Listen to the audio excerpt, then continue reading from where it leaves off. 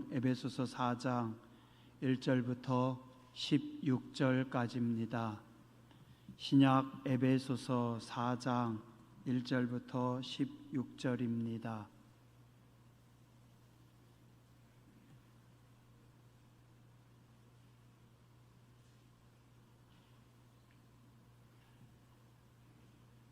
저와 여러분이 함께 봉독하시겠습니다. 그러므로 주 안에서 갇힌 내가 너희를 권하노니 너희가 부르심을 받은 일에 합당하게 행하여 모든 겸손과 온유로 하고 오래 참음으로 사랑 가운데서 서로 용납하고 평안에 매는 줄로 성령이 하나 되게 하신 것을 힘써 지키라. 몸이 하나요 성령도 한 분이시니 이와 같이 너희가 부르심의 한 소망 안에서 부르심을 받았느니라. 주도 한 분이시요 믿음도 하나요 세례도 하나요 하나님도 한 분이시니 곧 만유의 아버지시라. 만유 위에 계시고 만유를 통일하시고 만유 가운데 계시도다. 우리 각 사람에게 그리스도의 선물의 분량대로 은혜를 주셨나니 그러므로 이르기를 그가 위로 올라가실 때 사로잡혔던 자들을 사로잡으시고 사람들에게 선물을 주셨다 하셨도다. 올라가셨다 하였은즉 땅 아래 낮은 곳으로 내리셨던 것이 아니면 무엇이냐. 내리셨던 그가 곧 모든 하늘 위에 오르신 자니 이는 만물을 충만하게 하려 하심이라. 그가 어떤 사람은 사도로 어떤 사람은 선지자로 어떤 사람은 복음 전하는 자로 어떤 사람은 목사와 교사로 삼으셨으니 이는 성도를 온전하게 하여 봉사의 일을 하게 하려 그리스도의 몸을 세우려 하심이라. 너희가 다 하나님의 아들을 믿는 것과 아는 일에 하나가 되어 온전한 사람을 이루어 그리스도의 장성한 분량이 충만한 데까지 이르리니 이는 우리가 이제부터 어린아이가 되지 아니하여 사람의 속임수와 간사한 유혹에 빠져 온갖 교훈의 풍조에 밀려 요동하지 않게 하려 함이라. 오직 사랑 안에서 참된 것을 하여 범사에 그에게까지 자랄지라. 그는 머리니 곧 그리스도라. 그에게서 온 몸이 각 마디를 통하여 도움을 받음으로 연결되고 결합되어 각 지체의 분량대로 역사하여 그 몸을 자라게 하며 사랑 안에서 스스로 세우느니라. 아멘. 오늘도 하나님의 풍성하신 은혜가 넉넉하신 사랑하심이 여러분들과 함께 하시길 주님의 이름으로 축원합니다. 유발 노아 하랄이라는 세계적인 석학이 있습니다. 그냥 우리가 쉽게 유발 하랄이라고 많이 부릅니다. 1976년 이스라엘 출생으로 2002년 영국 옥스퍼드 대학교에서 역사학 박사학위를 받았습니다. 현재 예루살렘 히브리 대학교 역사학과에서 강의하는 역사학자이며 철학적 문제와 미래의 기술 문제까지 폭넓게 다루고 있습니다. 이분은 단순한 역사학자라기보다는 역사, 철학, 과학, 기술을 연결해서 인류의 과거와 미래를 해석하는 탁월한 지식인입니다. 그의 특징은 수천 년의 인류 역사를 아주 큰 그림으로 바라본다는 겁니다. 유발 하라리 교수는 인간은 왜 다른 동물보다 이렇게 강력한가? 국가, 종교, 돈은 어떻게 수억 명의 사람들을 움직이는가?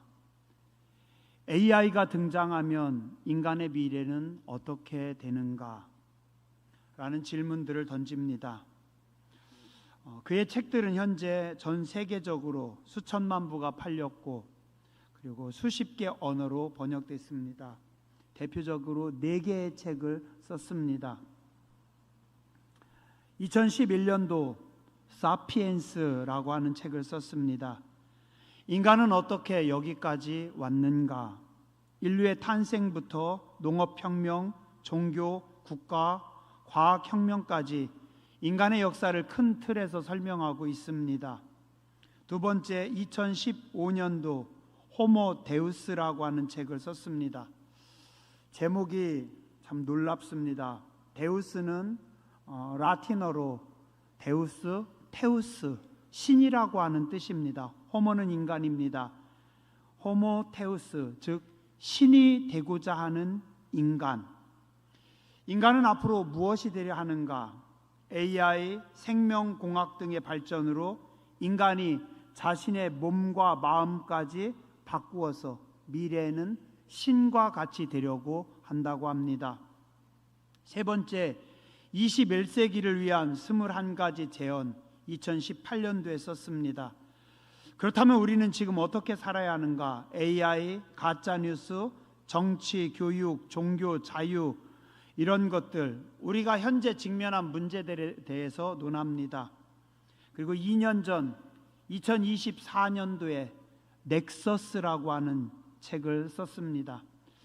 인간은 무엇을 통해 서로 연결되어 거대한 사회를 만들어 왔는가? 넥서스라고 하는 단어가 라틴어로 연결, 서로 이렇게 연결하다라고 하는 뜻입니다. 요즘 네트워크 한다 하는 그런 의미겠죠. 석기 시대부터 AI 시대까지 정보 네트워크의 역사를 살펴봅니다. 2024년 9월 10일 날 원서가 출간되었고 한국어판은 작년 3월에 출간됐습니다. 부제로 석기 시대부터 AI까지 정보 네트워크로 보는 인류 역사라고 하는 책입니다. 이 책에서 하라리는 아주 긴 시간의 역사를 통해 정보가 어떻게 사람들을 연결하고 그 연결된 네트워크가 어떻게 권력, 문명을 만들어내는가를 살펴봅니다. 석기 시대부터 성경의 정경화, 마녀사냥, 스탈린주의, 나치즘, 그리고 오늘날의 포퓰리즘, AI까지 다룹니다. 유발 하라리는 기독교인은 아닙니다. 진화론자입니다. 그의 책들 속에서는 성경에 대한 공격, 또 신에 대한 공격도 많이 있고 우리가 상상할 수 없을 정도의 그런 무섭고 소름 끼치는 내용들을 많이 썼습니다. 그러나 그래도 우리 기독교인들도 좀 봐야 되고 알아야 되고 생각해야 되지 않을까 생각합니다. 사피엔스는 과거를, 호모데우스는 미래를, 21세기를 위한 21가지 제언은 현재를, 넥서스는 인간을 연결하는 정보의 힘을 말하고 있습니다. 엄청나게 두려운 일들이 조금씩 우리 앞에 현실로 다가오고 있습니다. 과학이 눈부시게 발전함으로 인간은 유토피아, 모두가 행복하고 완벽하게 사는 이상적인 세상이 될 것이다 라고 말하는 학자들도 많습니다. 그런데 세상은 디스토피아, 겉으로는 이상적인 것 같지만 실제로는 억압과 통치가 가득한 암울한 세상이 될 수도 있다라고 경고합니다. 쉽게 말해 유토피아, 꿈꾸는 완벽한 세상이 될 수도 있고, 디스토피아, 악몽 같은 미래 사회가 될 수도 있다고 경고합니다. 예를 든다면 AI가 인간의 질병과 가난을 없애고 또 인간의 에너지 문제를 해결해주고 우리 모두를 행복하게 한다면 유토피아적인 미래를 건설하는 것이고, AI가 인간을 감시하고 통제하고 자유를 빼앗는 세상이라면 디스토피아적인 미래가 될 것이다라고 경고합니다. 내용 속에 몇 가지만 제가 여러분들에게 좀 소개해 드릴게요.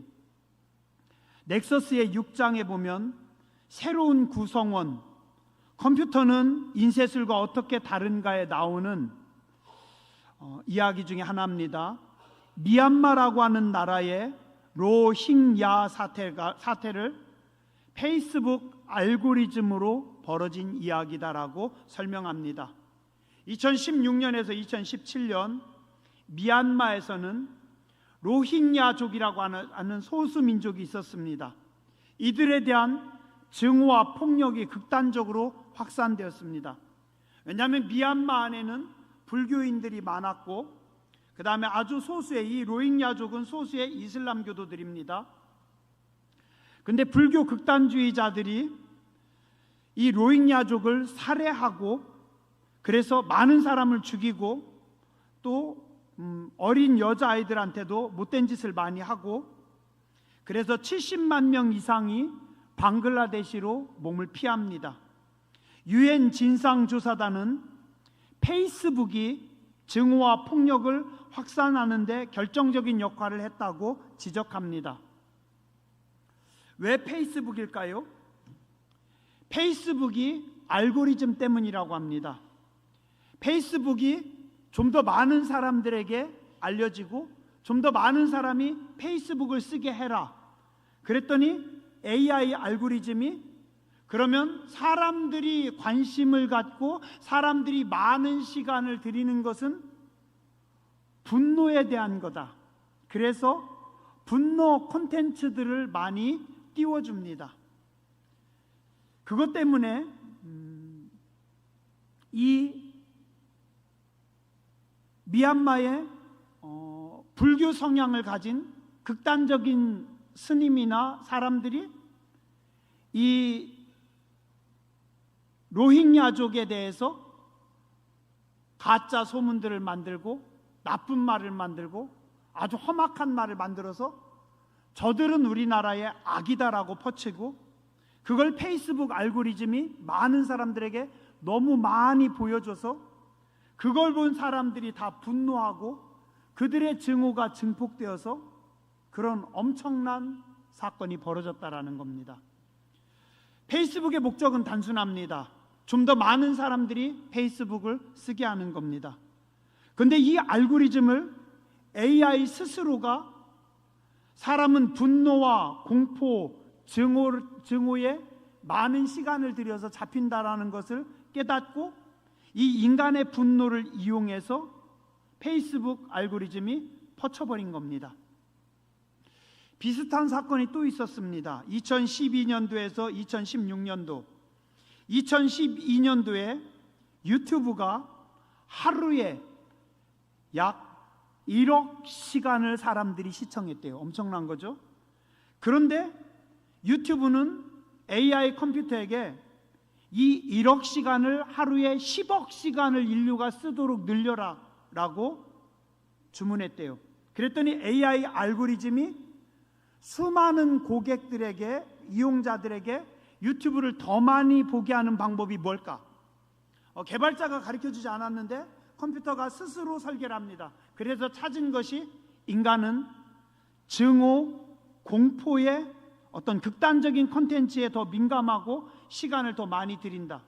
그래서 유튜브 알고리즘이 자극적인 음모론, 극단적인 영상들을 더 많이 추천해서 사람들에게 보여주게 했고, 그 결과 2016년 4년 만에 실제로 유튜브 시청량이 하루 10억 시간을 도달했다라고 하는 겁니다. 사람을 화나게 하는 콘텐츠가 사람을 더 오래 잡는다. 그 컴퓨터 AI 알고리즘이 만들어 놓은 그 유튜브 속에 오늘도 우리는 빠져서 잠자기 전에 거기 빠져서 이따 잠듭니다.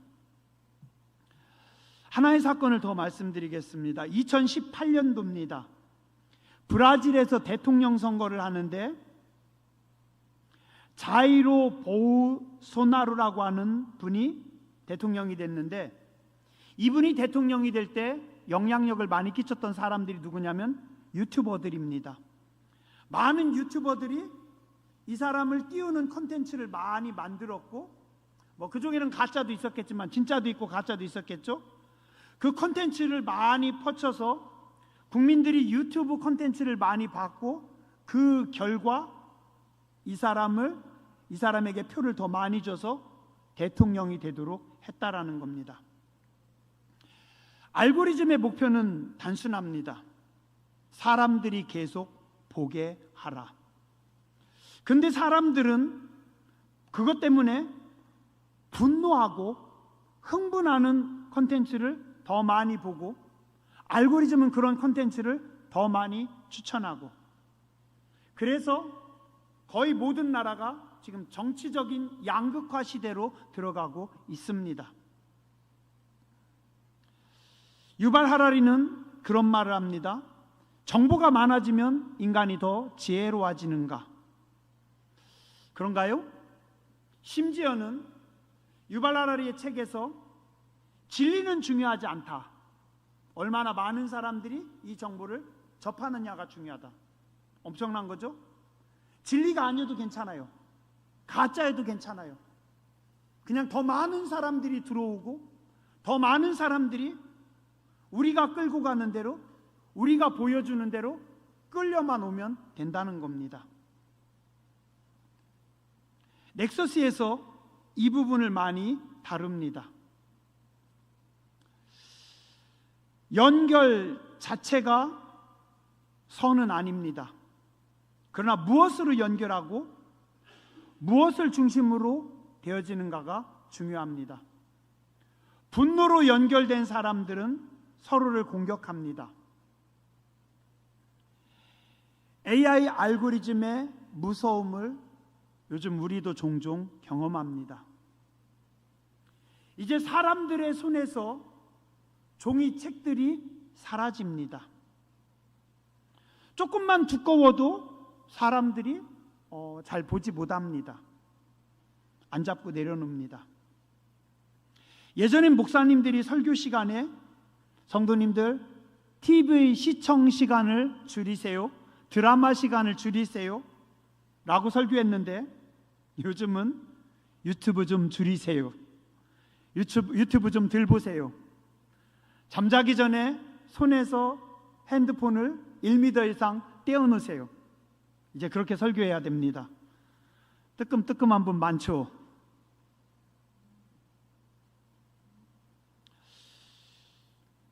사람들과 대화하다 보면 정확하지 않은 정보들, 틀린 내용들을 많이 쏟아냅니다. 왜 그럴까요? 자, 예를 든다면 빨간당을 좋아하는 우익 성향의 사람이 우익 쪽의 유튜브를 컨텐츠를 몇 개 봤어요. 그러면 똑똑한 AI는 이분은 우익의 유튜브를 좋아하는구나. 그래서 우익의 컨텐츠를 계속 연결해 줍니다.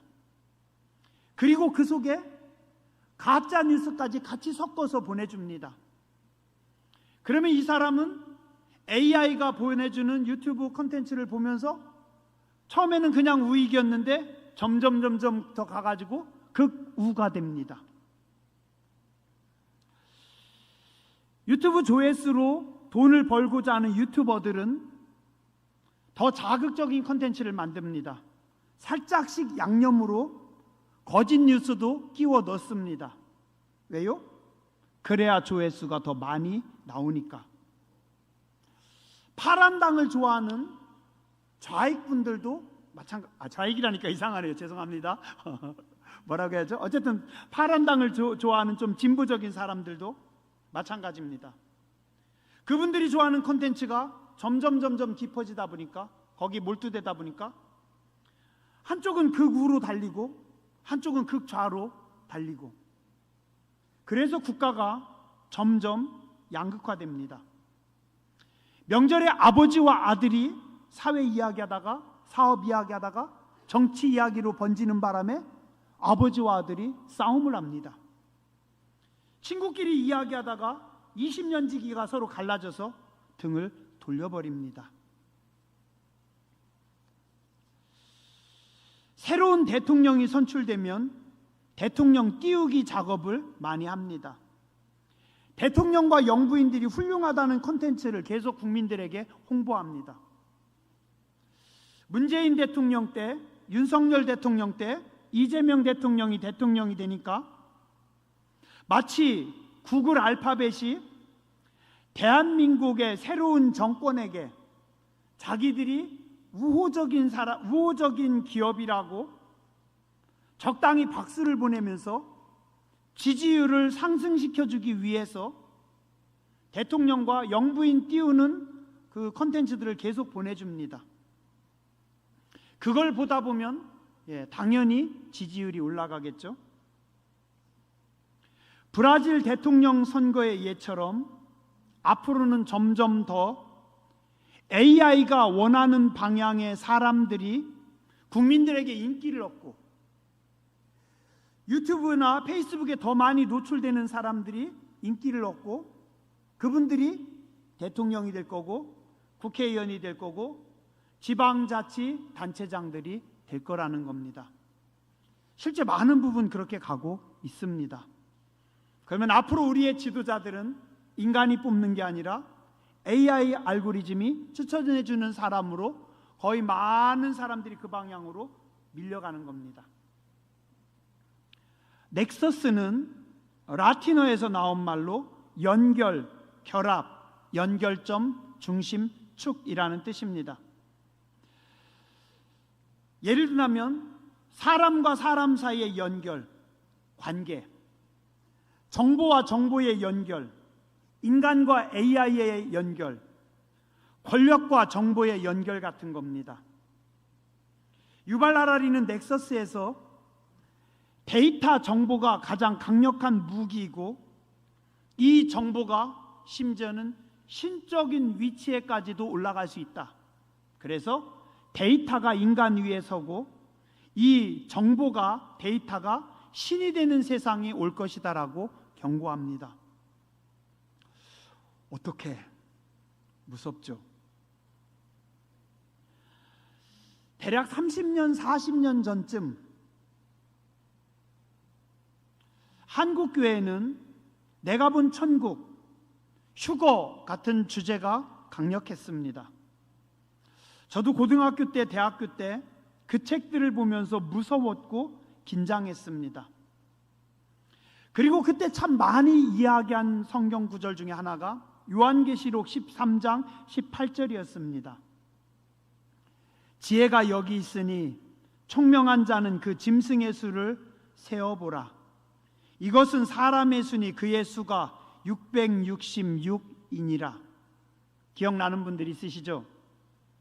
그 당시 666은 사단의 숫자이며 그 숫자가 바로 컴퓨터다. 그리고 또 적그리스도는 EU에서 유럽연맹에서 나온다라고 하는 말도 한참 많이 돌았어요. 지금은 어떨까요? 오늘 한국 교회는 그때보다 더 똑똑해진 건지 아니면 무감각해진 건지는 모르겠지만 이제 그런 주제는 거의 꺼내지도 않습니다. 그런데 30년, 40년 전에 우리가 걱정하던 일들이 이제는 완전히 우리 삶의 현실로 성큼 다가와 버렸습니다. 오늘 우리는 참 편하고 좋은 시대를 살아갑니다. 그런데 또 한편으로는 물질적으로 풍요롭고 편한 세상에 살아가면서 영적으로는 더 가물어 간다는 느낌이 강해집니다. 우리는 점점 더 영적으로 무감각해지고 무뎌지고 나태해지고 있습니다. 이제는 죽음 이유를 생각하는 것을 싫어하고 언급하는 자체를 사람들이 피합니다. 심지어는 전도 나가서 당신 예수님 안 믿으면 나중에 죽어서 지옥 갑니다 하면 시비 거는 거냐고 불쾌하고 전도자들도 아주 조심스러워서 복음을 못 꺼냅니다. 천국과 지옥은 장례식 설교에서만 들을 수 있고 예수님의 재림은 먼 나라 이야기처럼 느껴집니다. 오늘 우리가 좀 긴장해야 되고 생각해 봐야 합니다. 오늘 성경은 말씀합니다. 1절에서 6절에 보니 하나됨을 지키라.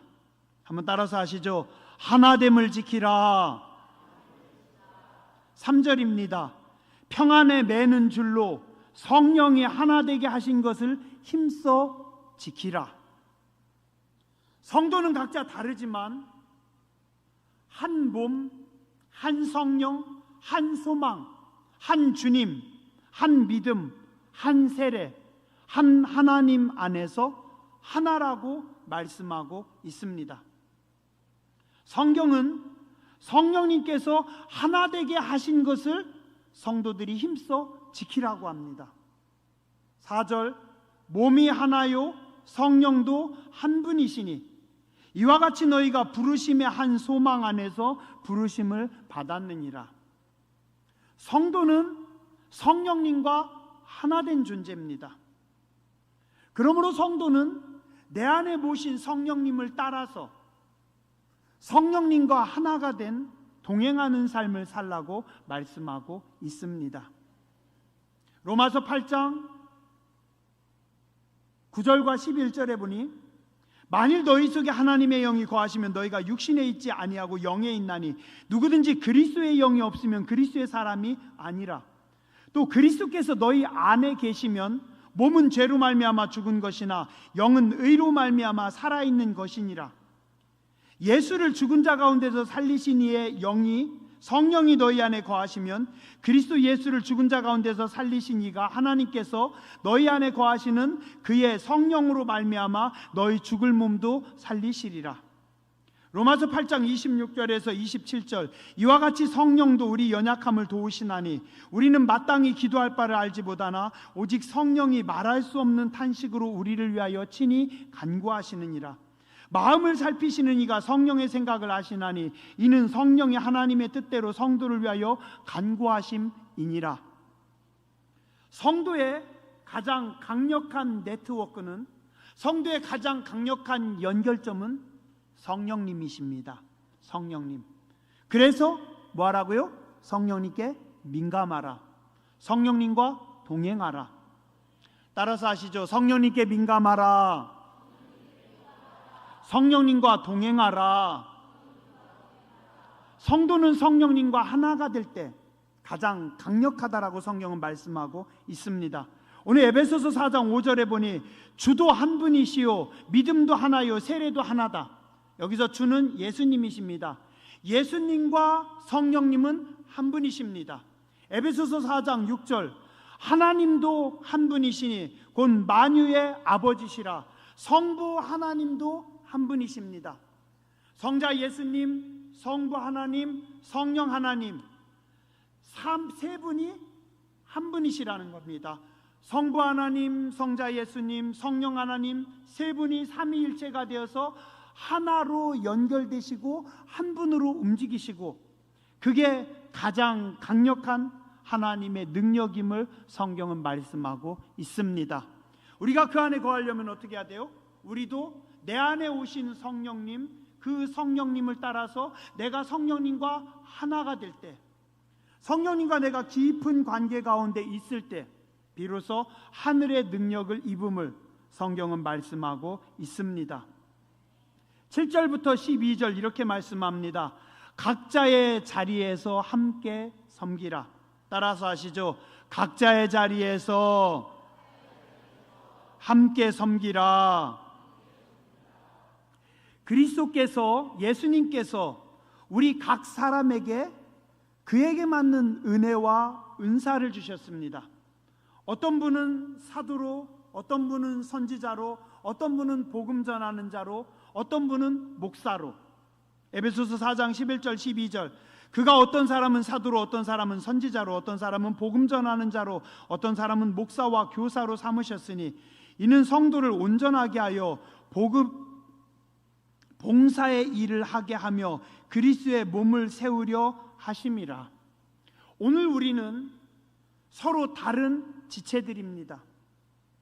생각도 다르고 살아온 환경도 다르고 부르심도 다르고 각자의 은사와 재능도 다르고, 사명도 다릅니다.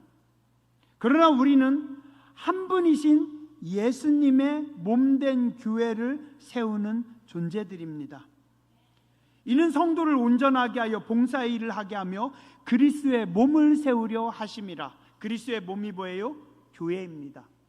우리는 서로 다른 모양이고 다른 생각이고 다 다르지만 교회의 머리이신 그리스도의 몸을 세우기 위해서, 교회를 세우기 위해서 함께 하나로 연결되는 겁니다. 교회가, 성도들이 함께 네트워크를 할 때, 함께 연결될 때 강력해짐을 성경은 말씀하고 있습니다.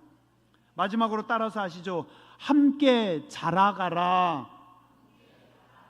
13절부터 16절에 보니 궁극적인 성도의 목표는 그리스도 예수의 장성한 분량에 이르는 겁니다. 14절, 어린아이처럼 이리저리 흔들리지 말고, 성인이 아기들처럼 흔들리지 말고. 15절, 오직 사랑 안에서 참된 것을 하여 범사에 그에게까지 자라라. 그는 누구예요? 그는 교회의 머리니 그리스도 예수시니라. 우리가 사랑 안에서 참된 것을 행하여 예수님에게까지 자라가라고 말씀합니다. 특히 16절입니다. 그에게서 온 몸이 각 마디를 통하여 도움을 받음으로 연결되고 결합되어 각 지체의 분량대로 역사하여 그 몸을 자라게 하며 사랑 안에서 스스로 세우느니라. 사랑 안에서 서로 도와가면서 서로 합력하여서 세워가는 겁니다. 나도 약하고 너도 부족하고 너도 모자르지만, 약하고 부족하고 모자른 사람들끼리 사랑 안에서 하나가 되어서 함께 네트워크를 이루고 함께 넥서스를 이루어서 어떻게 해요? 같이 연결돼서 같이 성장하고 같이 자라는 겁니다. 엊그제 금요일과 어제 우리 청년부 수련회를 갔습니다. 우리 청년들하고 같이 했습니다. 어제 오전에 청년들하고 같이 카드를 쫙 펴놓고 현재 내 삶, 그리고 앞으로의 내 희망, 예수님에 대해서, 교회에 대해서 서로 카드를 뽑고 서로 같이 이야기를 나누고 했어요. 너무 좋더라고요. 그래서 우리 이거 어른들도 하자. 근데 그때 그런 생각이 들었습니다. 우리는 서로 불완전한 객체이지만, 저도 역시 불완전하지만, 부족한 우리가 청년들과 함께, 청년들이 함께 모여서 네트워크를 이루니까 너무 이뻐요. 너무 좋습니다. 함께 서로의 생각을 나누고, 함께 말씀을 나누고, 함께 미래를 나누고, 함께 힘을 모으면서 어떻게 해요? 우리가 함께 성장하는 겁니다. 함께 예수님을 닮아가는 겁니다. 함께 성숙해 가는 겁니다. 세상은 사람을 정보와 알고리즘으로 연결하지만, 교회는 그리스도 예수 안에서 함께 사랑으로 연결되어서 성령의 도우심 가운데 함께 자라가고 성장하는 거룩한 공동체라고 성경은 말씀하고 있습니다. 오늘 좀 딱딱하죠? 말씀 정리하겠습니다. 다 끝났습니다. 성령님 안에서 성령님과 하나가 되는 성도님들 되시기 바랍니다. 각자의 자리에서 나의 은사와 재능으로 사명을 다하고 그리스도의 몸된 교회를 세우시기 바랍니다. 서로 결합하고 서로 연결함으로 그리스도 예수에게까지 성장하고 자라는 거룩한 교회 성도님들 되시길 주님의 이름으로 축원합니다.